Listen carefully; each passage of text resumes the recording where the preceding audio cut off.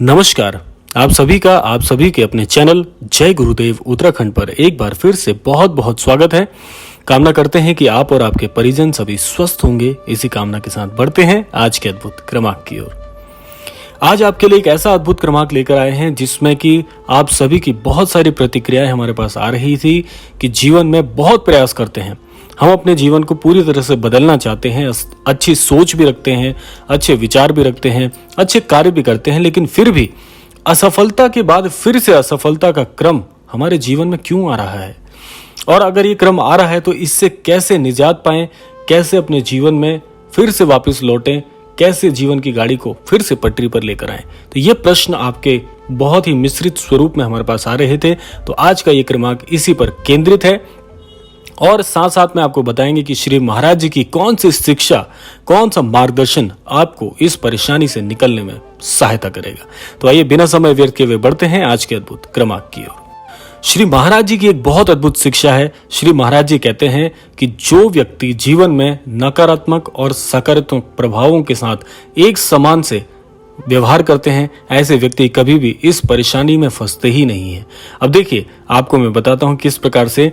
देखिए, दुनिया को एक सकारात्मक नजरिए से देखना आपको आज से अभी से शुरू करना होगा। आप कहेंगे कि कैसी नकारात्मक सी बात है कि जीवन में कष्ट आ रहे हैं और हम सकारात्मक कैसे सोचें। देखिए, यही तो समझने योग्य बात है। जब चारों तरफ नकारात्मकता फैल जाती है तो हमें पता नहीं चल पाता है कि हम किस रास्ते पर आगे बढ़ रहे हैं। लेकिन जैसे ही आप अपने नजरिए को नकारात्मक से सकारात्मक की ओर बढ़ाते हैं तो आप अचंभित हो जाते हैं कि ये मेरे साथ क्या हो रहा है। देखो, जिंदगी जो है, ये जीवन जो है, एक खेल के समान है। अगर इस जिंदगी को सही तरीके से हम खेल पाएंगे तो हम सही दिशा में आगे बढ़ते हैं। श्री महाराज जी यही कहते हैं कि जो व्यक्ति अपने चेहरे की मुस्कान को बरकरार करते हुए जीवन के हर अनुभव को यूं ही मुस्कुराते हुए, हंसते हुए टाल देता है, ऐसा व्यक्ति जीवन में कभी भी दुख के फेरों में पड़ ही नहीं सकता। आपको करना क्या है? देखिए, सिर्फ एक कार्य करना है, इसमें कोई बहुत मुश्किल बात नहीं है। श्री महाराज जी यही कहना चाहते हैं कि केवल अपना नजरिया सकारात्मक बना लें। जीवन में कष्ट भी आएंगे, परेशानी भी आएगी, लेकिन यदि आपने सोच ही अपनी पवित्र कर दी, अपनी सोच ही आपने सकारात्मक बना ली कि जीवन में कोई नकारात्मक अनुभव भी हुआ तो भी उससे आपको क्या सीख मिल सकती है, यदि आप यह सोचते हैं, इस प्रकार सोचते हैं, तो कोई परेशानी आपका बाल भी बांका नहीं कर सकती। इस संसार को देखने का नजरिया ही बदल दें। जब आपने नजरिया ही बदल दिया तो ये सृष्टि भी तो बदल जाएगी। आप जिस प्रकार से आज सोच रहे हैं, ये तो आपकी आज नकारात्मक सोच की वजह से आपको लग रहा है कि आप परेशानी में हैं।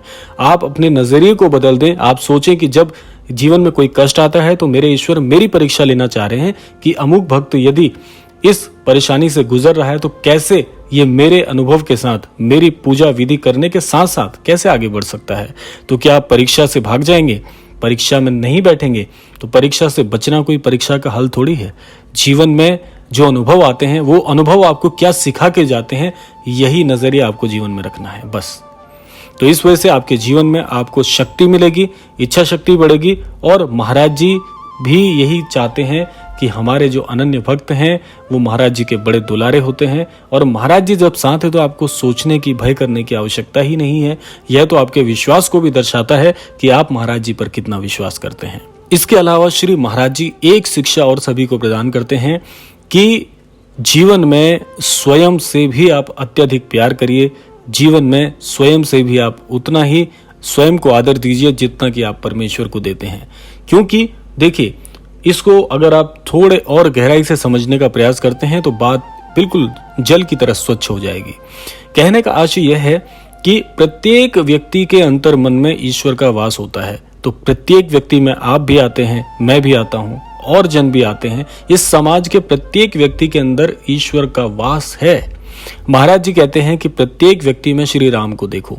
तो आप सोचिए कि यदि सारे समाज के व्यक्तियों में आप प्रभु श्री राम जी की छवि देखते हैं तो क्या आप कभी किसी से गलत व्यवहार कर सकते हैं?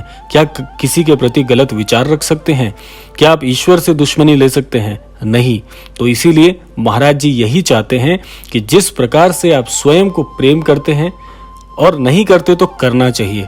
क्योंकि जो व्यक्ति स्वयं के लिए अच्छा व्यवहार रखता है, स्वयं के लिए अच्छी सोच रखता है, ऐसा व्यक्ति कभी गलत कदम उठा ही नहीं सकता। तो इसीलिए जीवन में महाराज जी यही सिखाते हैं कि प्रत्येक व्यक्ति में ईश्वर का वास है, प्रत्येक व्यक्ति में प्रभु श्री राम को देखिए और उसी के अनुरूप आचरण करना सीखिए। जब आप सोच के देखिए एक उदाहरण स्वरूप के तौर पर कि यदि कभी प्रभु श्री राम आपके समक्ष प्रकट हो जाएंगे तो आप कैसे उनका आदर सत्कार करेंगे। तो जिस प्रकार से आप अंतर मन में जब ये छवि बना लेते हैं कि प्रभु मेरे सामने अवतरित हुए हैं, तो आप किस प्रकार से उस समय व्यवहार करते हैं, इसी प्रकार से आपको प्रत्येक व्यक्ति से व्यवहार करना चाहिए। जीवन की परेशानियों को भी ऐसे ही देखना चाहिए कि इस प्रत्येक सृष्टि के कण कण में यदि ईश्वर का वास है तो मेरे जीवन में आई हुई परेशानी भी अगर ईश्वर आपके पास भेज रहे हैं तो कौन से माता पिता, कौन से ईश्वर चाहते हैं कि उसके अनन्य भक्त का, उसके अपने बच्चे का कोई भी कार्य खराब हो। हर कार्य उसके लिए संभव कराना चाहते हैं। ईश्वर भी कष्ट इसीलिए देते हैं, ईश्वर इसीलिए परीक्षा लेते हैं ताकि आपके अंदर अच्छा विश्वास जागृत हो। आपका जो डगमगाने वाला विश्वास है वह टूट जाए और आपका ईश्वर पर अडिग विश्वास होना चाहिए। और एक बात मैं आपको बता दूं, ये कई लोगों ने अपना व्यक्तिगत अनुभव हमारे साथ साझा किया है और बताया है कि जब जीवन में बहुत मुश्किल परिस्थिति आई उस समय उन्होंने ईश्वर पर और भी ज्यादा विश्वास किया। जितना वो पहले करते थे उससे भी कहीं ज्यादा विश्वास किया, तो उन्होंने पाया कि कुछ ही दिनों में वह परेशानी अपने आप उनके जीवन से ओझल हो गई या उसका निवारण हो गया, या किसी न किसी प्रकार से ईश्वर ने उनकी वह अमूक परेशानी जो उनके जीवन में चल रही थी कुछ समय से, वह पूरी तरह से गायब हो गई। और इससे भी अच्छी बात क्या है कि उनको ईश्वर की और ज्यादा भक्ति, ईश्वर का और ज्यादा सानिध्य प्राप्त हुआ।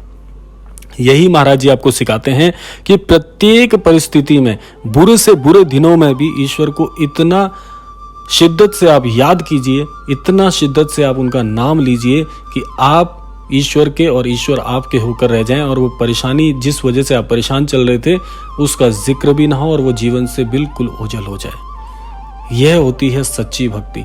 और देखिए, आपको करना भी यही चाहिए। एक छोटा सा उदाहरण ले लीजिए कि एक अबोध बालक जब भूख से पीड़ित होता है तो वो क्या करता है, उस समय अपने माता पिता को जोर जोर से चिल्लाकर यह बताना चाहता है कि मुझे भूख लगी है। तो उसी प्रकार से जीवन में परेशानी आई है तो आप क्या करेंगे, प्रभु का नाम लेकर, प्रभु को पुकार कर, हृदय से पुकार कर ये प्रतीत करवाइए उन्हें, ये उन्हें याद दिलाइए कि मेरे जीवन में परेशानी चल रही है, इसका निवारण कीजिए। तो क्या होगा कि जिस प्रकार से माता एक अबोध बालक की पुकार पर उसे भोजन उपलब्ध कराती है, उसी प्रकार से ईश्वर आपकी परेशानी की पुकार पर अमुक परेशानी को जरूर दूर करने आएंगे, आपके जीवन में अवतरित होंगे, कोई माध्यम भेजेंगे, लेकिन आपकी परेशानी को जड़ से मिटा देंगे और आपको प्रसन्नता और खुशी प्रदान करेंगे। ये होते हैं जीवन में आगे बढ़ने के कुछ नियम। असफलता का बार बार मुख देखना कोई परेशानी नहीं है, लेकिन असफलता के समय में अपना विवेक खोना, अपना ज्ञान खोना, अपने विचारों को नकारात्मक कर लेना बड़ी परेशानी है। कोई परेशानी इससे बड़ी नहीं हो सकती कि आप अपना आपा खो दें। इसीलिए जीवन में जब भी कोई परेशानी आती है तो एक ही बात सोचिए कि मेरे महाप्रभु ने, मेरे परमेश्वर ने मेरी परीक्षा लेना सुनिश्चित किया है और इस परीक्षा में मैं उत्तीर्ण तो होऊंगा ही और सर्वोच्च भी आऊंगा। ऐसा सोचकर यदि आप ईश्वर की परेशानी में ईश्वर को भी धन्यवाद करते हुए यह अपनी भावना व्यक्त करें कि हे प्रभु, आपने परीक्षा के लिए मुझे चुना है, तो इस परीक्षा में मैं जरूर पास होऊंगा और इस परेशानी से बहुत जल्दी उभर कर आपके सानिध्य को प्राप्त करूंगा। तो यह था आज का अद्भुत क्रमांक। आशा करते हैं इस क्रमांक से आप अवश्य ही कुछ सीख पाए होंगे। इसी कामना के साथ विदा लेने का समय भी आ गया है। विदा लेने से पूर्व समय है प्रार्थना का। यही प्रार्थना करना चाहूंगा कि श्री महाराज जी सभी को सन्मति प्रदान करें, सद्बुद्धि प्रदान करें और इस संपूर्ण सृष्टि का कल्याण हो। इसी कामना के साथ विदा लेते हैं। मिलते हैं अगले क्रमांक में। तब तक के लिए जय श्री राम, जय गुरुदेव, जय उत्तराखंड।